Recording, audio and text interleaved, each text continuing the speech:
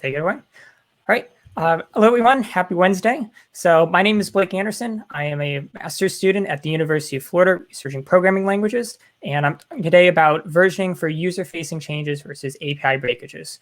We'll take a deeper dive into what that means a bit. But quick about me. So we said, master's student in programming language stuff. I founded an organization called the Society of Software Developers here at UF.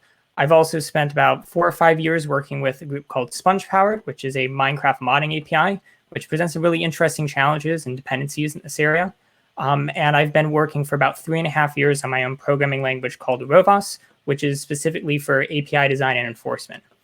So as far as versioning goes, my main interest is with the APIs at the language level, and we'll see that come into play here in a little bit. So let's start with SemVer. So where else would you start? So SemVer, or semantic versioning, is the idea of major-minor-patch. And so this is kind of generally described as patch being things like bug fixes. Then you have your minor version, which are things like additions to the API, new features, and then major being API breakages. However, this kind of presents a couple of questions.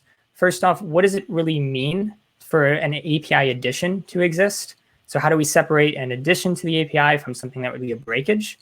And then what are breakages as well from there?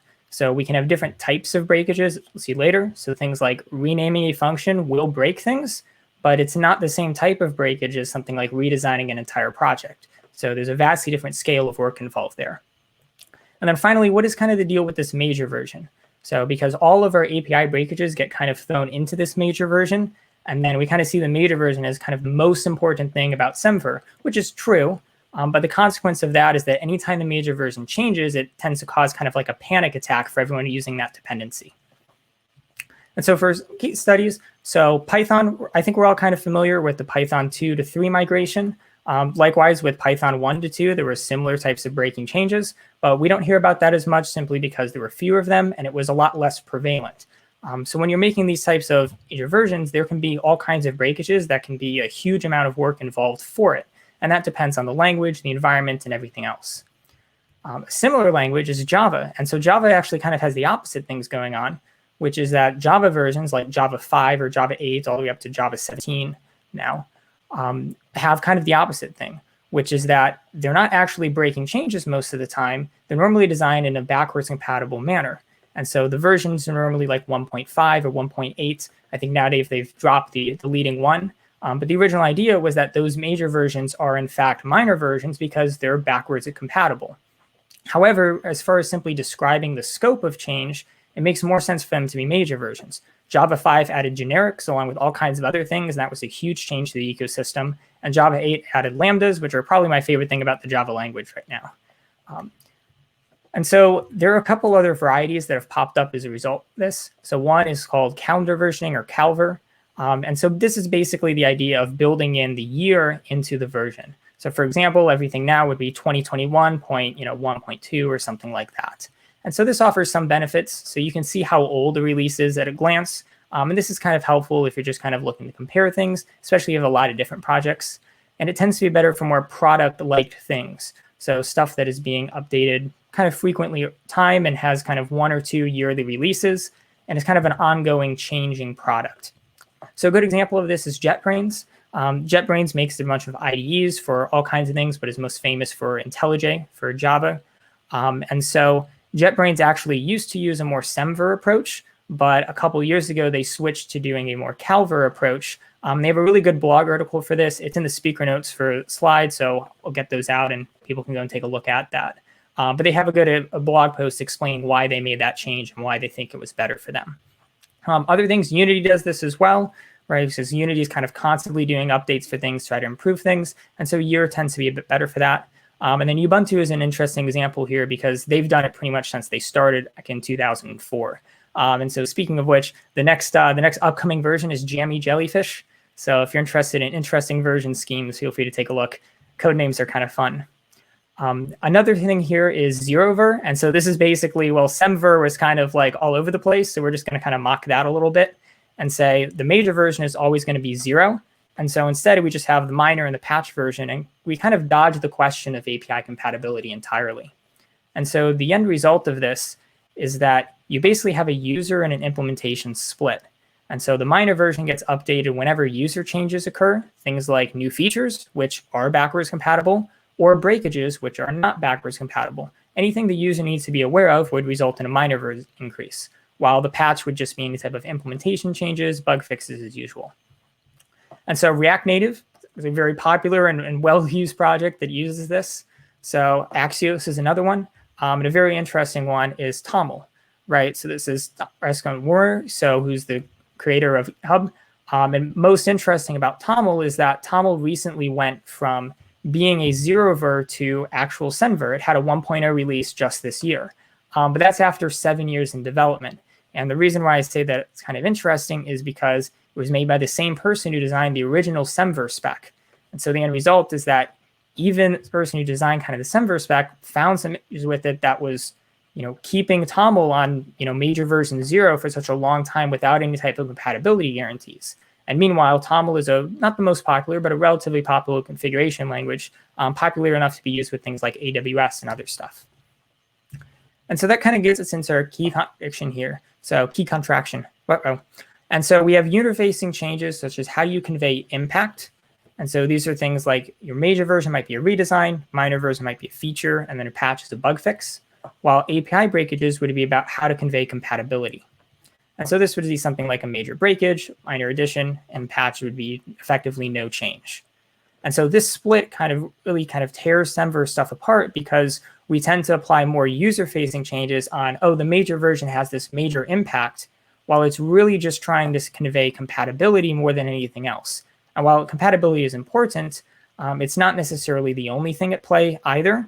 And because we don't have a good idea at breaking down what types of breakages occur, we don't know if it's a simple rename or major redesigns for systems until we dive into that. Likewise, minor versions, which can be designed in a way that's backwards compatible, you can still have a major version that doesn't cause a breakage like we saw in Java, but still results in a very large number of changes to the ecosystem and how you work with projects. Okay, so leading into the second part of things here, we're going to talk a little bit about API breakages and why it might be important to separate the idea of what types of breakages can occur. And so the first thing is a question that is often ignored in versioning most of the time, which is binary compatibility. And so if I have something like this method in Java, and so this is just a simple function that takes an array list of strings and returns the first element in that list, bar some error handling, which we'll get to in a little bit. If I were to change this method so that it took a parameter of type list instead of array list, what would happen? And so the answer here is that, well, it's perfectly safe to do as far as our source is concerned. So anything that's an array list is a list by extension of subtyping. And so our code will work pretty much just fine with this. And it'll do the same thing because the function has the same behavior. However, it's not binary compatible because the type of the parameter is important to the Java virtual machine for determining which method to call. And so any type of compiled bytecode is not going to be calling the right thing here. And so you'll have a binary breakage as a result of this change. So it is, however, source compatible. And of course, it's API compatible because they do the same thing. So working off that example, so we have our normal list now. Let's say that instead of taking a list of strings, we wanted to change this to a list of generic types. And so we know that if anywhere we pass in a list of strings, we can pass in a list of generic type T. And this conversion will work perfectly fine. So we can use our generic method anywhere we're using the list string form. And this will do the exact same thing. It'll have the right parameter type, right return type, and everything like that. So, and of course, the right behavior. However, this is actually not binary compatible. And the reason is because of primarily type erasure in Java. And so the return type, which has been changed from string to T, gets type erased to just be an arbitrary object. And so on the Java virtual machine, the return type is actually important when it comes to determining what the signature of a method is. So the signature is how it's identified. In source, that's just only the name and parameters. But on the Java virtual machine, the return type also matters too. And so the end result is that we have something that is also not binary compatible, but is both source compatible and API compatible. And so working with lower level languages, Java's pretty high level for this, but lower level languages that involve memory management are going to have many similar issues to this as well. And so it's a much more prevalent question in those environments. So on the subject of source compatibility, moving up a level, what happens if we were to rename a method? So if we have our first method as before, we were to change that to be, say, head. or if you prefer car, if you're into functional programming, what would happen here? And so first question is there a binary breakage? Yes, it doesn't have the same name, so yes, but is there a source breakage? The answer is yes, right? So any code that was working before, we're going to have to rename that function. But is it an API breakage? And so it's not source compatible, but I think there is a kind of a fair case you can make to say that in a way it is API compatible. If we had a way to automatically rename any type of uses for this, so if we were just refactoring code, then say package manager could automatically rename the necessary functions because the ultimate API for this function is the same, it just has a different name now. And so there's a bit of an asterisk to that, but the general idea is that some changes may actually be able to do more automated. And so that's kind of a consideration we can make here.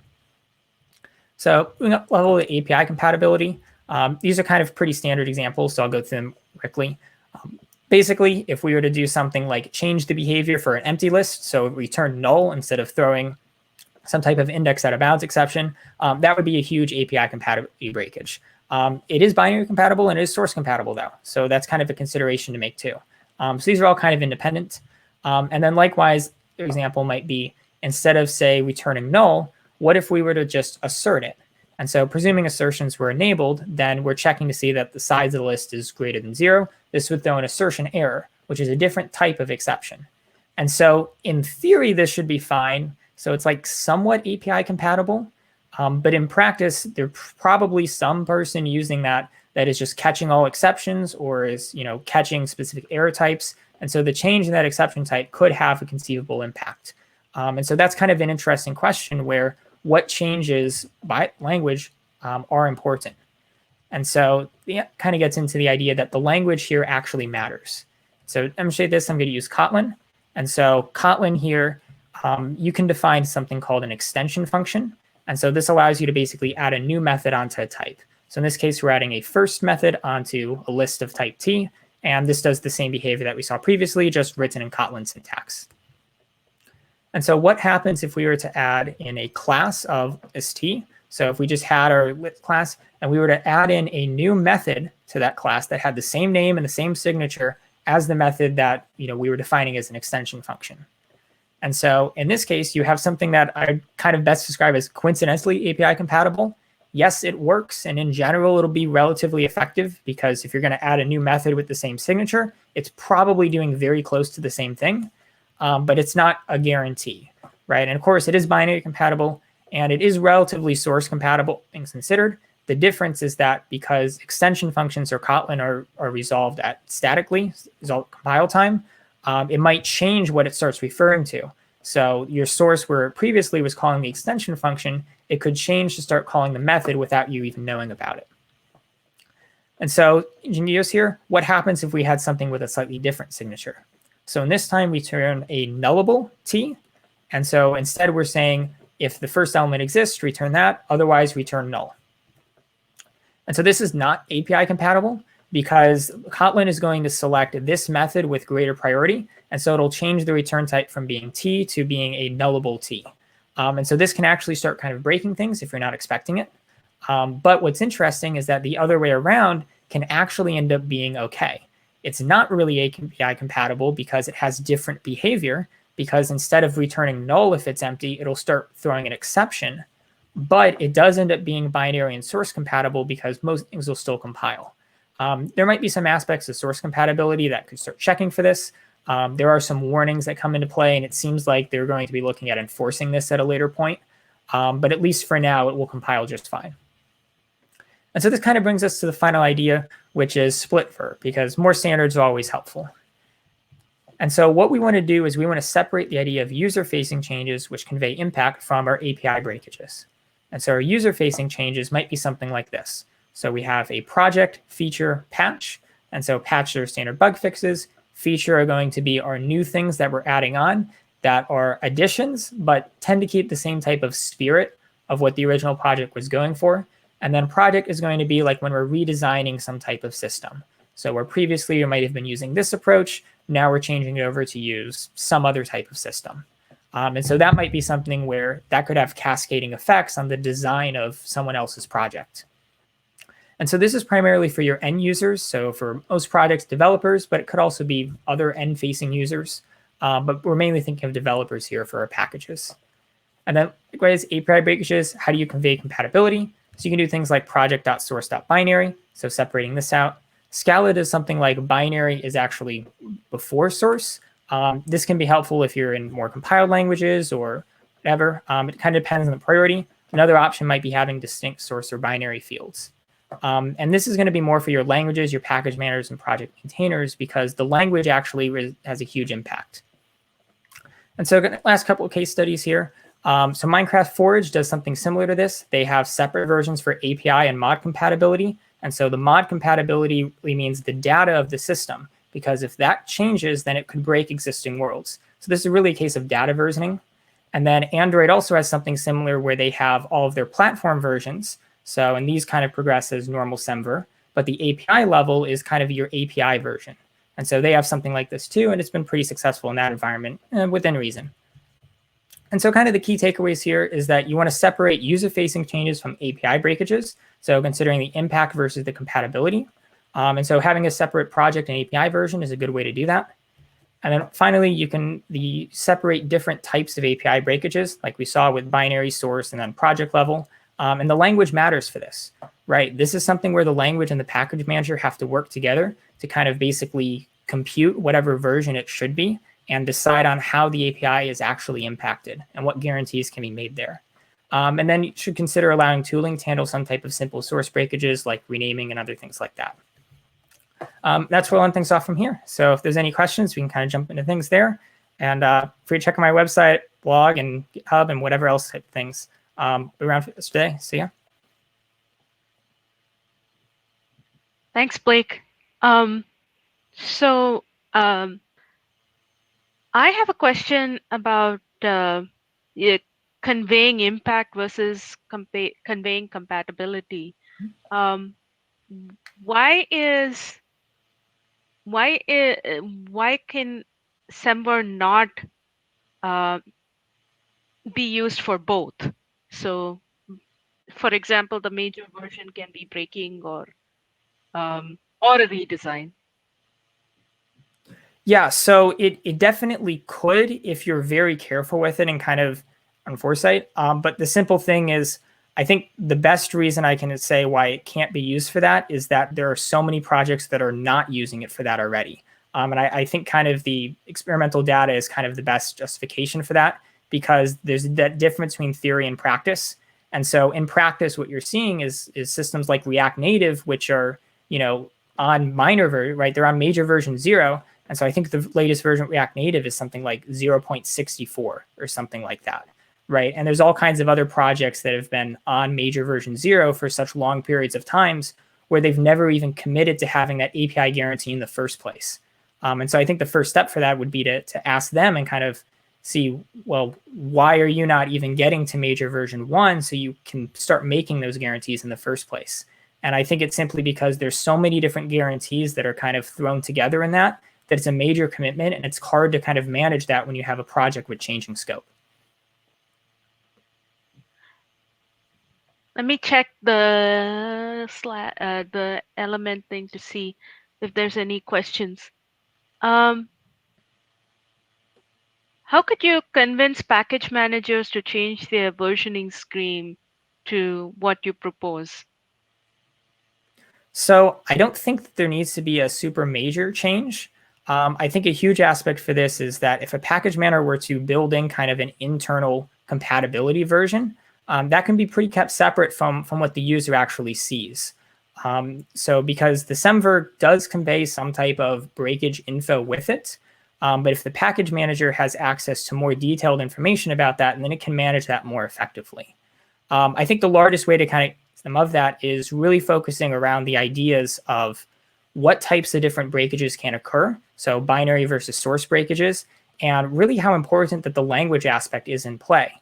Because the standard example of what's a minor version is, well, you can just add a new method, right? Adding a new method is a minor change. And the right answer to that is that it's much more complicated than that. When you consider things like metadata systems, so if you're in a dynamic language that kind of all bets are off, that can be hard. when you're looking at things like extension functions in Kotlin, even adding a method can result in breaking changes for other people's repositories. And so I think the answer there is that really the language and the package manager need to kind of coordinate and say, we need to figure out a formalized definition of what a breaking change means, because we really don't have a good answer to that right now. Okay, and I think we have room for one last question. For a library, the developers are also the users. So which version do I make visible for them on, say? Yeah, the short answer is both, right? So the developers the developers using that library are the users of that library. So they want to be aware of the different impacts and other things. Now, if I have a large development team, I might have, say, a team of maybe 6 or 7 developers. That's maybe a little less than large, but it's large for me. And so all of those developers, they're probably not going to be the ones maintaining dependencies for that project, right? You might have one lead developer on that team who's managing the dependencies. And so they're the one who's going to be more concerned about updating the dependencies and making sure that the compatibility piece is in order. So the other people who are just kind of developing with the system can work off of what changes have happened on the user-facing side of things that they need to be aware of so that they're updating their code. But I think there can really be just a couple of people who really need to be concerned about the compatibility of things. And I think that generally is how it works right now, too.